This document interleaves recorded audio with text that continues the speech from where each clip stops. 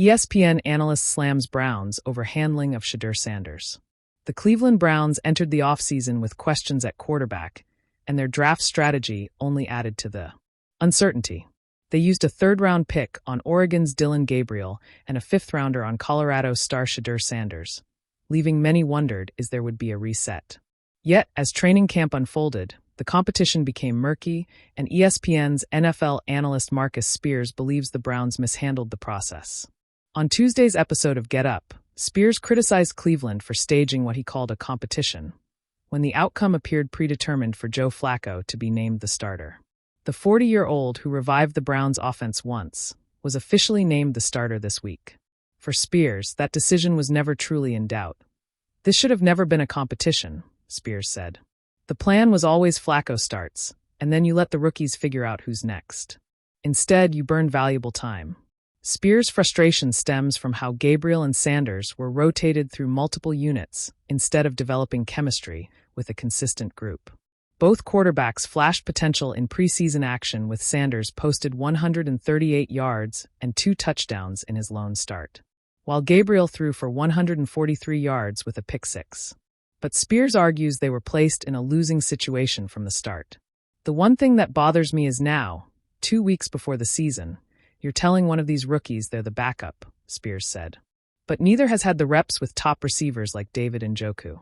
If something happens to Flacco, you're throwing them out there unprepared."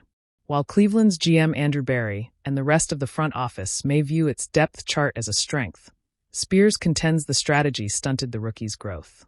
With Kenny Pickett injured and Deshaun Watson's future uncertain, Gabriel and Sanders could be called on sooner than expected. Spears' concern is that, because of Cleveland's approach, they may not be ready when that time comes. The studio lights snapped on like a verdict. Cameras hummed. The cheer-in rolled a furious red. ESPN, hot take. Behind the analyst's desk, a man with a voice made for satellites and stadiums leaned forward, as if the microphone were a confessional and every viewer at home a juror. He didn't need a script. He had an opinion, and the kind of righteous impatience that reads as honesty on live television. "Listen," he began, voice low and deliberate. "I get the playbook. I get roster management. But what we watched happen to Shedeur Sanders this week, that wasn't cautious. That wasn't strategic. It was timid, soulless, and frankly embarrassing for an organization that calls itself professional." Cue the replay package. A looped shot of the Browns' sideline, a silhouette of a rookie quarterback jogging gingerly toward the locker room, trainers clustered like medics around a fallen soldier. The analyst's fingers drummed the desk, an impatient metronome. "You don't hobble talent for optics," he said. "You don't bench a player the public just saw showing flashes of an identity, then act surprised when the fan base and the media start to grieve. This is development theater. It's dramaturgy dressed up as medical prudence. Off-screen, production threw up stats, practice snaps, pre-injury completion percentages, tweets of praise." The analyst riffed on a cadence not purely tactical but cultural. "Organizations are ecosystems," he said. "You feed them. You starve them. You stoke them.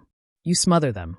And when you smother a young quarterback, especially one with as much narrative oxygen around him as Shedeur, you risk more than a momentary dip in performance. You risk a fracture in trust.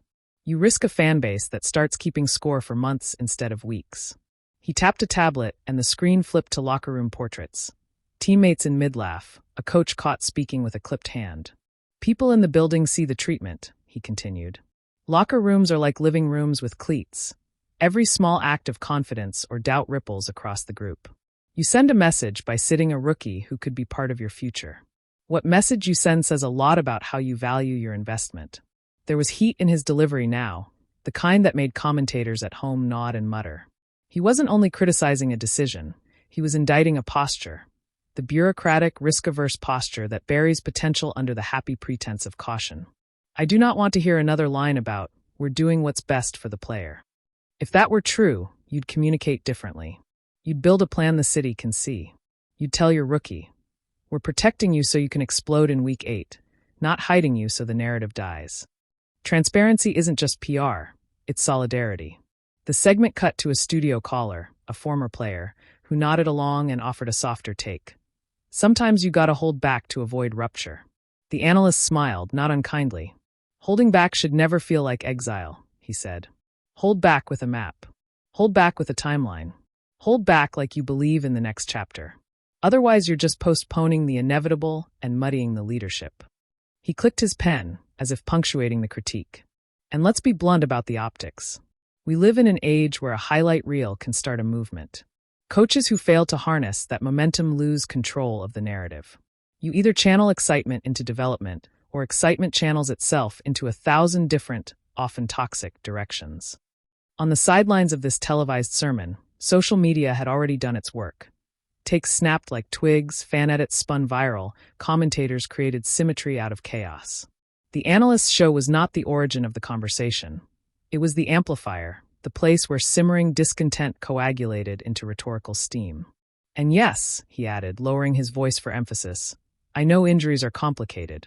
I know the human body and the human calendar don't always coordinate. But the absence of a clear, assertive public strategy is what I slam here. If you're going to be cautious, be elegantly cautious. If you're going to be conservative, be communicative. If you won't, don't hide behind medical forms and generic statements. He leaned back, let the room breathe, then delivered his closer like a coach giving a final play. Teams should be built like cities, with infrastructure that supports growth, not zoning laws that choke out new neighborhoods. Shedeur Sanders is not a headline, he's a project. Projects are investments, and investments deserve stewardship. That's what you watch for. That's what you should demand. The lights still glowed. The segment ended, but the rhetoric did not. It rippled outward, a stone tossed into a pond of constant commentary. In the hours that followed, pundits stitched his words into their scripts. Fans shared his soundbites as if they were commandments. The Browns' front office, if they paid attention, would have known they were being watched not only for their wins, but for their stories, their commitments, their way of treating a promising young man when he was down. Back on the streets where jerseys clung like seasonal flags, debates bloomed. Was the Analyst right? Was the team right? Somewhere between the stadium lights and the living room screens, the conversation continued.